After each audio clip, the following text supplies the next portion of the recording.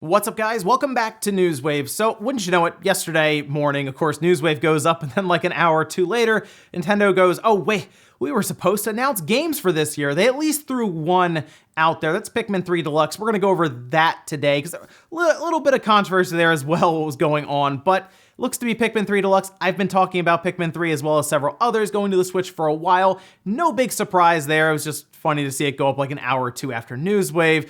We also have to talk a bit about next-gen pricing, and I'm not even talking about the systems, as it still seems unclear as to what we're going to be looking forward to. $60 games, $70 games, it does seem like the pricing is going to get confusing, and there's going to be a lot of guesswork there. Also, hey, the new Call of Duty might be closer than you think. As always, guys, if you enjoy these videos, make sure you hit that like button, helps out a ton. And if you're brand new here, hit that red subscribe button down below as we head towards 500,000 subscribers. I think the goal is going to be trying to get to 500,000 subscribers by the end of the year, so we'll see how all of that goes. We're going to start today, though, with Game Pass, because there is a fairly large update for Game Pass, new games being added starting today. In fact, all of these games except for one, which I will point out, will be available today, August 6th. So let's take a look at the slide that they did put out on news.xbox.com. And you can see we have Darksiders Genesis, which out of these games, I really like Darksiders Genesis quite a bit, and I do recommend that one to grab it out of all of these today just to get into it. And we have It Lurks Below, the Dark Pictures Anthology, Trailmakers, Undermine, Xenocrisis, and then Final Fantasy VII HD. Now, Final Fantasy VII HD will be coming August 13th. Everything else, however, is available today, August 6th. So again, Darksiders Genesis, grab that one if you have Game Pass. I think it's a fun game to play through, like isometric shooter type game. It was a good time. And then obviously, come on, if you haven't played Final Fantasy VII HD yet, like, what are you doing? It's going to be on Game Pass August 13th. No excuses now, right? You should pick it up and try it out. I do like, by the way, that they are adding these older Final Fantasy games to Game Pass, because of course they did it with Final Fantasy IX pretty recently, and now 7's going. So look out for 7 if you didn't play it. But out of these, my pick to check out first would be Darksiders Genesis. Also, we do know that Shin Megami Tensei 5 will be releasing worldwide all at the same time. Not this release like Nocturne's coming out in Japan this year and then I guess in the West next year. No, everywhere at the same time for a release with Shin Megami Tensei 5. And now we know it might actually be a little earlier in the year for 2021 than we may have been expecting. I was kind of thinking like summer to maybe early fall next year. So about a year from now, we'd be playing it. Turns out that might not be the case, because Sega did put out their financial report and kind of their outlook going forward for the current fiscal year, which runs all the way until the end of March 2021. And as you can see, it does show Shin Megami Tensei 5 in the second quarter and beyond. So they're going to try to fit it into this fiscal quarter, it seems, or fiscal year, as they're saying right now, which means it would be coming out before the end of March 2021. So this could end up being like an early March release. I mean, coming down to the wire would be like right at the end of March. Could even be a February, maybe even a January release for this game. So that's exciting stuff, because it's not like, oh, okay, we'll wait for it to release in Japan, and then like a year or two later when Atlas feels like it, we'll get it in the West all at the same time. Good news, and maybe a bit earlier than we were expecting in 2021. Oh, and here's a cool game that I saw come across a timeline on Twitter, and I wanted to talk a bit about it because they did have a trailer that they put out. You can see some of that here. This is called Shujinku, and it's from Rice Games. Now, this is, as they describe it, an epic RPG that will last 50 hours or more, and its primary objective is to teach you the Japanese language. Now, to me, that seems like a tall order, because there's a lot of stuff, obviously, to the Japanese language, really to any language, but definitely with the Japanese language. But a lot of us, especially if you play any of the games we just talked about, Nocturne coming out in Japan first, right, this year. Obviously, if you knew Japanese, be able to just download it and play it. Things like having the eShop be region free. This is a game I might actually check out just to see how well it does. It's coming out 2021 is their target release year. It's coming out to the PlayStation 4, the Switch, and the PC. And I am curious if an RPG, like something framed up as a game, can actually teach me another language like Japanese. Now, in the trailer, they showed that you were drawing the different characters and trying to associate them with your native language meaning. So in English, I'd be able to look at them and say, okay, that's what this means.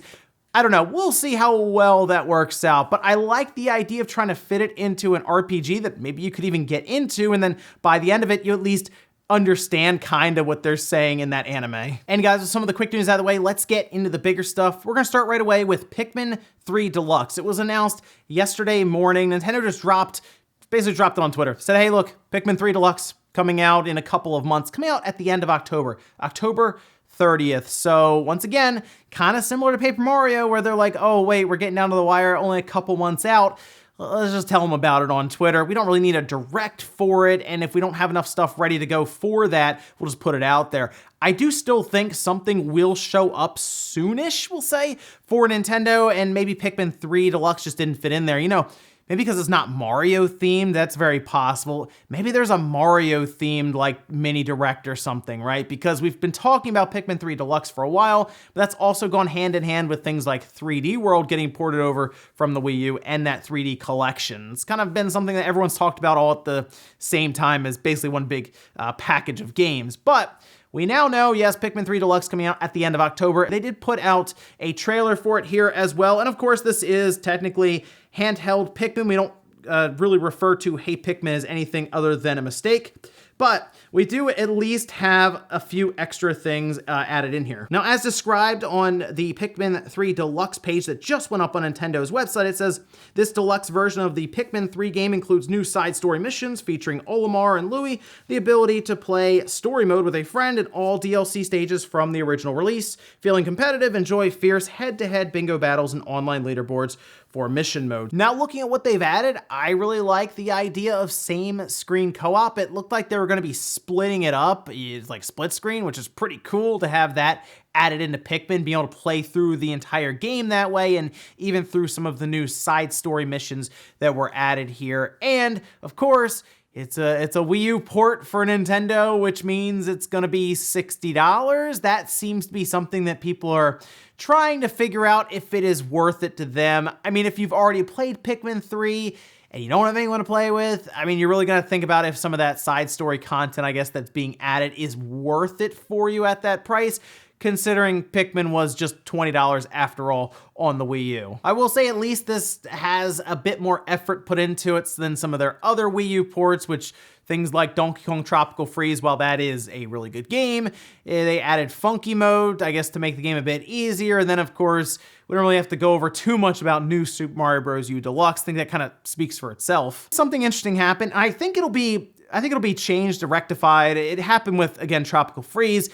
As soon as this was announced, the Wii U digital download page was pulled. So like you couldn't go on there and buy it digitally on the Wii U anymore. It was $20 at the time of it being pulled. And now we just have the option of pre-ordering it for the Switch at the full $60 price. It is a conversation to be had right now with Nintendo and these Wii U ports. Now, obviously, the Wii U did not sell well. The Switch is showing that easily, that yeah, obviously, if Nintendo has a good idea for a system like this hybrid Switch, their games sell really, really well alongside of it. Pikmin 3 Deluxe, I'm sure, will sell better on the Switch than it did on the Wii U. But again, that brings up that question of, should this have been like a $40 port or something? A lot of people look at that and say, yeah, it should have been. But again, not a lot of people bought it. And let's be real, a lot of people are buying the Switch that didn't even know about the Wii U. I mean, that is a real thing, I'm telling you. People have to go back and look up and be like, what's the Wii U? I just have the Switch. I mean, Nintendo knows this, so they're like, yeah, let's put this out here. But hey, they're gonna test the market. They did it with Tropical Freeze. That worked out, also because it's a very, very good game. But at least there's something to look forward to for the Switch. It's just a game you may already have and probably beaten. Next up, let's talk about pricing for next generation games, PlayStation 5 and Xbox Series X. Now, of course, Take-Two was gonna see if they could get away with $70 on NBA 2K21, which I thought was hilarious. I mean, because it's 2K21, there are so many microtransactions in there, they got to the point where they were just like, you know what? Just put the slot machine in, who cares? So I look at this and it's already kind of a strange situation, and now we get to the point where it seems like Take-Two isn't even 100% on board with these $70 price tag. Strauss Zelnick in their earnings call that was logged by Ars Technica, and then we had GamesIndustry.biz also get a comment from Strauss Zelnick that seems to be kind of hesitant or unsure if they can do $70 for every game across the board for the PlayStation 5 and the Series X. The quote says, "We're definitely announcing pricing on a title-by-title basis." So, all right, this is, I guess, where we are now with these games. We're going to see a game, and we're going to be like, this looks amazing. And then we're going to stop for a minute and go, is this a $60 game? Is this a $70 game? And then you throw in the 40s and the 30s, and it's like, there is a massive pricing structure just around the games. We're talking about the systems with like maybe a Lockhart and this PS5 all digital, and what's the price on that gonna be? What's the price on first-party games going into next generation starting next year after this initial wave comes out? There's gonna be a lot of confusion going into that, right? We're gonna see a game, like I said, and go, is this the $70 game we've been waiting for from Sony or Microsoft? But that is where things become a bit more favorable for Microsoft. While they will still stock the shelves with, these more expensive, we'll say $70 games, it's very possible, there's always Game Pass. You might just say, hey, you know what? I'll just subscribe to Game Pass and download this first-party Microsoft game. That is something really going in their favor right now, but then the third parties come in and, again, kind of muck all of that up as well. It's the transition from this generation going into next is going to be a bit confusing overall, a bit strange, and we'll see how all of that goes down. But right now, as far as I can tell, the only company that said, yes, $70 on this game, and it's 2K21, is Take-Two. So I'm gonna be curious if Ubisoft will be the next one to do it, or EA. We'll keep an eye on that. Next up, let's talk about Microsoft and Samsung. We've been talking about this over the last week or so, about how there was supposed to be some sort of partnership for Microsoft to start getting xCloud out there more and more. They keep talking about cell phones. That seems to be the first place they really want to get xCloud and push it. That's where their alpha has been running right now, and I've actually used it on my phone. So to hear that Microsoft and Samsung would partner up going towards one of Samsung's big flagship phones, the Note 20, not too surprising. However, Phil Spencer even showed up. They introduced a bundle that will come with a controller and 3 months of Game Pass Ultimate through xCloud for the phone. And it seems that, yes, this is Microsoft's big push. Partnering with Samsung, it goes a little deeper than that because we know, of course, there's no iOS support for xCloud currently, and that appears to have something to do with just overall iOS and the App Store's policies when it comes to what is still technically a beta or offering games that you do not technically have licensing trademarks and all of this over. Remember, there are a lot of third-party games in xCloud as well.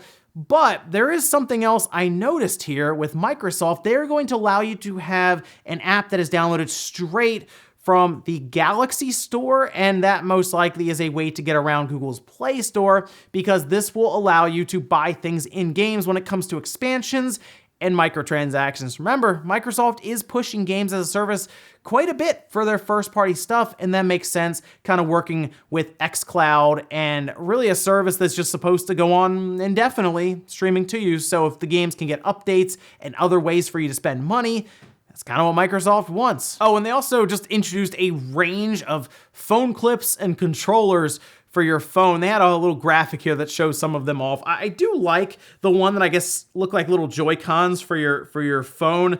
The 8BitDo, that's a controller I pre-ordered because I like 8BitDo and I want to check it out and see how it does. But really, to me, the one fault with using your phone to play these games is it's your phone, and you be using that for things like texting or calling as well. So like, what if you're playing an intense match of Halo Infinite and then somebody calls you in the middle of it? Maybe they have like a do not disturb thing or something set up for like the beta release, but like that was something I even noticed with mine that got kind of annoying. And then again, carrying this stuff around, clipping it in, and like dedicating yourself to that with your phone is a bit strange. I'll be curious if people get like dedicated phones just for xCloud with this, but there you go. Microsoft and Samsung made that agreement, and they have all these accessories. Microsoft's big push is coming up in just a few months with xCloud. And in our last bit of news, let's talk about Call of Duty 2020, because we've been waiting for a reveal of some kind. I mean, it is August, and was going to come out October, November. They're gonna do a thing where they announce it and then it comes out in a few months, but they have at least been teasing some stuff through Warzone. We've had some leaks kind of pointing to the Cold War as being kind of the setting they're going to push this towards. And now we have Treyarch and Ravensoft. You can see here, Treyarch saying, it's official, looking forward to showing you what we've been cooking up with Raven Software. And then Raven Software tweeting out, basically the same thing. We are excited to announce our partnership with Treyarch on this year's Call of Duty. Can't wait to show you more. And, I wonder what's going on soon where they could announce a Call of Duty. Is there a state of play today? I think there is a state of play today. And that is a game that would be on the PlayStation 4, I'm sure. Big time install base there, Warzone's on it, that all makes sense. And then of course, it would technically work for the PS5 and the next Xbox as well. It's a third party. Seems like a good spot. So I would say look out later on today for State of Play if you're interested in Call of Duty 2020, because it does sound like this is going to be a pretty unique launch for it, as they probably will also leverage Warzone alongside of it to do some advertising and get people ready. They did talk about how they want to have a full story, a full campaign story, and multiplayer as well. So Call of Duty fans, get ready. I think you're gonna be seeing it pretty soon. And we'll finish up with the comment of the day as you're seeing here. This is from AA Ron saying, what's annoying is that they still make the clip holders of the game manuals in the case just to tease you. They do. They're always in there. You open it up, like the Vita games, I was like that a lot, but basically anything now, Switch games, Xbox, whatever. But of course, they might not be able to put the manuals in there, but they sure can put the advertisements in there, can't they? They put the little pamphlet, the little slip, and you're like, I got a manual, and you open it up, and it's like, oh no, it's just another advertisement for the next Madden game or the next Call of Duty or whatever. And it's like, they couldn't have just made up a manual and put it there instead. I thought we were like saving the environment here with all this stuff. That's just cost cutting, but the advertising is worth enough to print out that little pamphlet, fold it up, and drop it in there. I mean, it's a good spot for advertising. If you bought one game, you're very likely to buy the next, but they would always put that advertisement on the back of the manual, or even in the manual to get you. Now they just cut the manual out, left the advertising in, or they just give you nothing. But yeah, the clips were always annoying for me, and then I realized as the generation went on, it was the whole advertising. And ladies and gentlemen, that's going to be here for Newswave. If you enjoyed this video, guys, hit that like button. It really helps out. If not, hit the dislike. Leave comments down below about everything we talked about today, whether it is the Pikmin 3 Deluxe port that we are now seeing for the Wii U. Not a surprise at all, but again, after that, Nintendo, I get what's Nintendo's big games. We got Pikmin 3 Deluxe, and we got Bakugan. What else do you think's coming up? Because I do think Nintendo's gonna have some other stuff going on in August, and maybe Pikmin 3 just didn't really work out for the presentation that they wanted to have. Also, what do you think about pricing going into next generation? Are we going to start with $60 priced games, and then we work up to $70 after like the first year? It seems confusing, seems all over the place, right? And how does that work out for indie developers? Do they get to move theirs up 10, or they still gotta stay at like $20 and $30? Thanks guys for watching, and I'll see you next time.